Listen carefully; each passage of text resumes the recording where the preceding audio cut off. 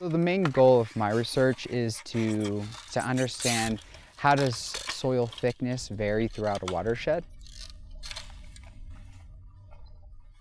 When we first start out our day, we pack our vehicles and drive them out to the field site. And then we have to load all of our gear, our shovels, our picks, the tarps, and then we make our way up the watershed. And in some cases that can be, a short, quarter of a mile to up to 2 or 3 miles. And then once we find a site, an area that looks good for digging a pit, we start laying out our tarps.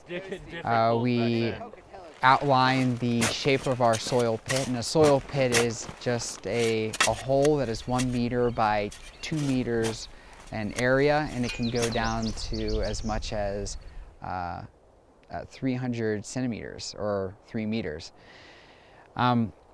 Once we dig the pit and extract all the soil out of it, we collect samples by depth or by horizon, depending on what the question we're actually looking at is.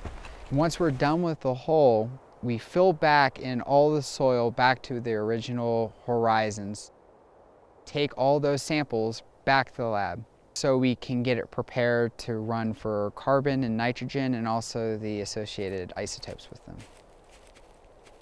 Now, the research I'm currently working on is the first of its kind because we're not only looking at the convexed areas of the landscape to predict soil thickness, but we're also looking at the concaved areas of the landscape.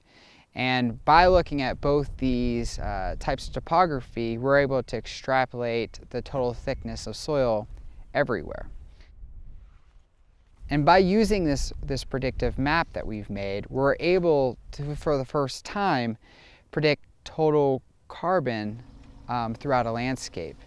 In the past, most people do their carbon modeling based on extrapolation of soil depths down to 30 or 100 centimeters.